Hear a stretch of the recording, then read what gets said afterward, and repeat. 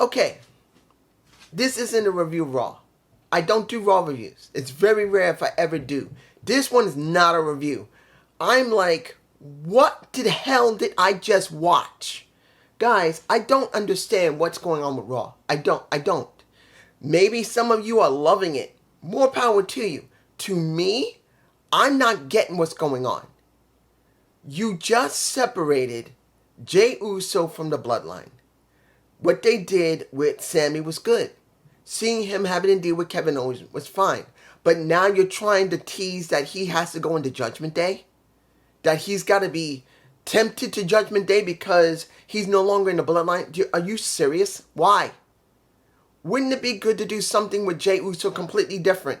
But they're not doing that. They're trying to tease him going into another faction. I'm like, what? Why? Now, don't care what happened with Miz and Akira Tozawa. I'm not surprised that they destroyed him. I'm not surprised. To be honest, I think Akira Tozawa should leave WWE. He's been in the same spot for years. Unless he's very complacent, he should leave. There's nothing here for him. Nothing. Just this. Cody, let me make this clear. Everyone says, I've heard JD say it, I heard just Alex say it, Cody's going to go to SmackDown. There's no reason why he has to stay on Raw. Well, I got something to say. I don't believe that. Until I see him leave, I think they're going to keep him on there along with Jay. Because they want to prop up the ratings a little bit more. Because why is he still there? Shouldn't he have already gone to SmackDown? Unless he's going to go once in a while and then come back to Raw. That makes no sense. Remember, Cody is not a free agent. He has been signed to fucking Raw. And you hear JD say it and just Alex say it. They have to do a trade. I don't believe they're going to do a trade. They're just going to throw him on SmackDown once in a while. Just to do it. He's going to stay on Raw. That's the way it feels. The only thing that I liked, I really did like two things actually, two. One was the Gunther segment of him now being the longest running IC champion in history, breaking the Honky Tonk Man's record in 1988. I was 17, that happened. Yeah, I'm going to say it like that. I was 17 when it happened. 17 when he first started the damn reign 35 years ago. I was 17. And I was still watching wrestling at that time, even though I was still going to high school. That shows you how freaking old I am. But that also shows you they had no choice. They wanted to do something new and fresh, so they did that with Gunther. His segment with Chad was great. Do I believe they need to do a six-man tag and throw Tommaso Ciampa into it? Honestly, no. This feels like an added extra. I'm just saying it. Oh, it's 3 things I liked. 3, not 2. 3.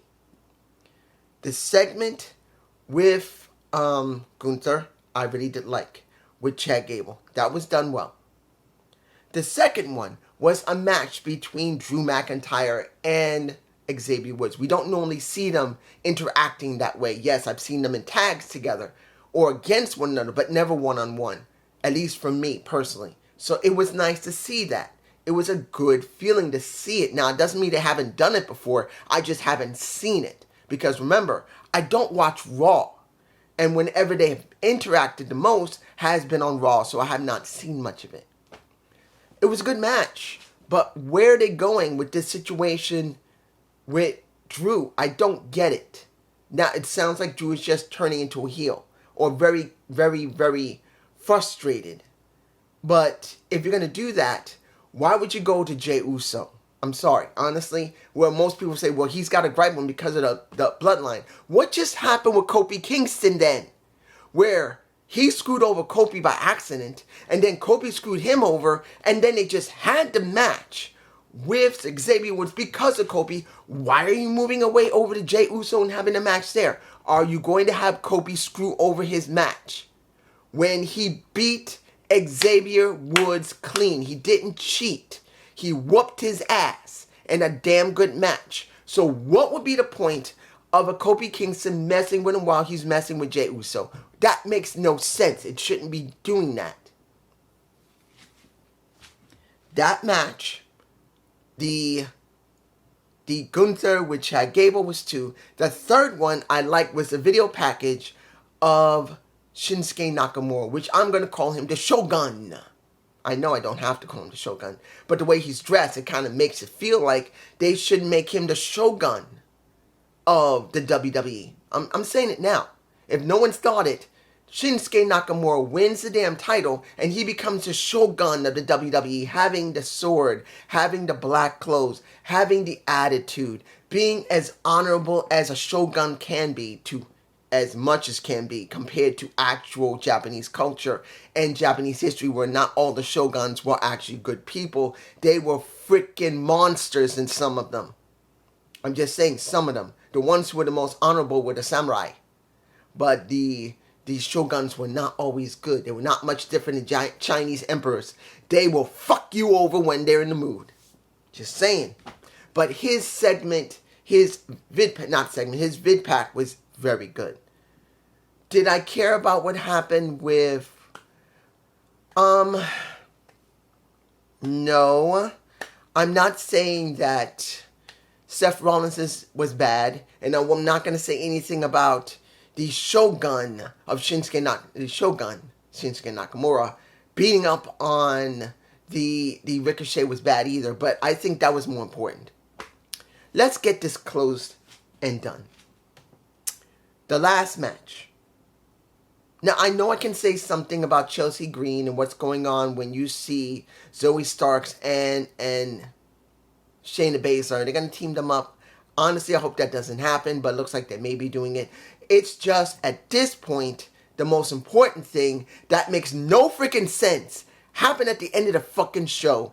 And that was Raquel Rodriguez and Rhea Ripley. And understand, I love me Rhea Ripley.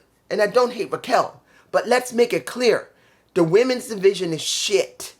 This is the reason why they did what they did. Because they have not built up anyone. They haven't built anyone in years to be more than just the mainstay. You've had Becky. You have Charlotte. You had basically a Rhea Ripley. That's all they've had at the top next to Asuka. Whenever Asuka was showing up. That's it. Nothing else.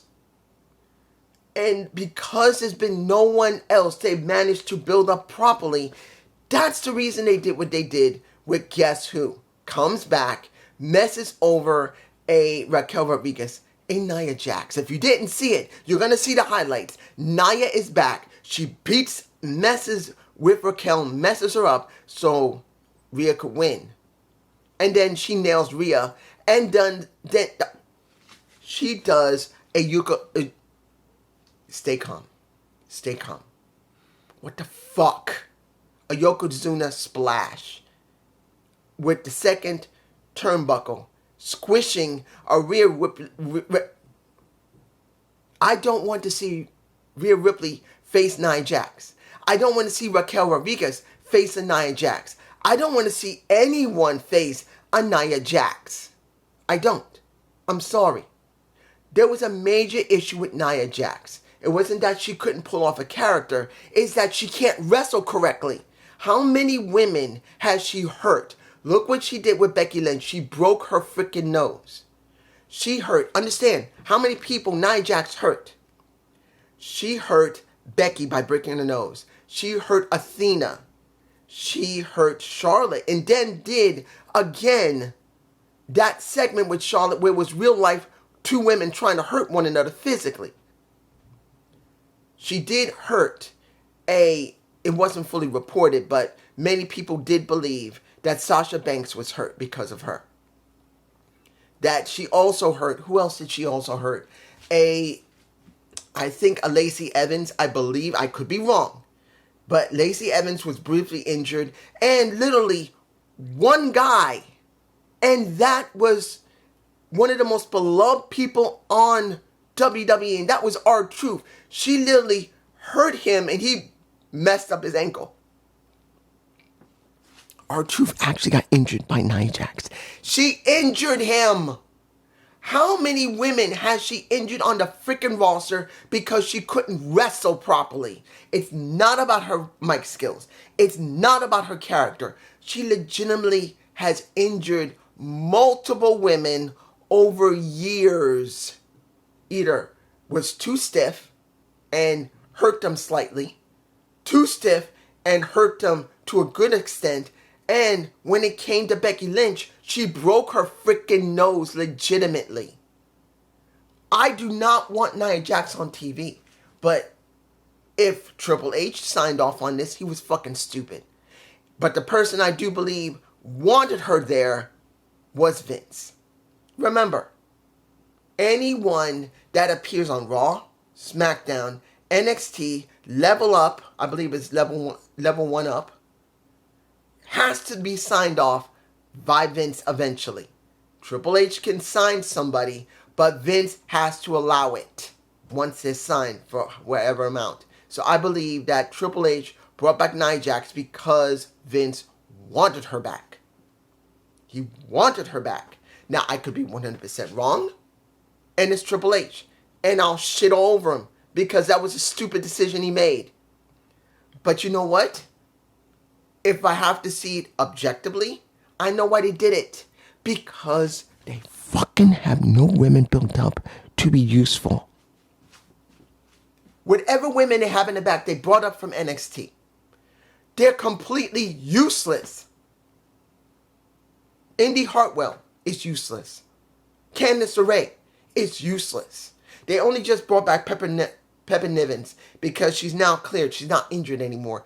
But they could have built her more properly. They have never done it. They have not done one damn thing for these women who bust their ass and get hurt legitimate in the ring. And now, next to not building them correctly, I don't care if it's Triple H, I don't care if it's Vince, they have not been built correctly. Now you bring back a woman that has been well known. It's not that she has a very good character, to do a character. It's not that the problem is she can't talk very well on the mic. She's always been middle of the road, sometimes below middle of the road. It's about her ring work where she legitimately hurts people. That's my fucking gripe. Nia Jax is back. Why? Get rid of her. I'm going to put it out. Unless she has retrained herself. Let's say she has. Let's say she got retrained. She's going to have to prove it to me. Because if she's still using the same ring set, the same work rate, she's going to hurt somebody. I'm saying it now. I'm done.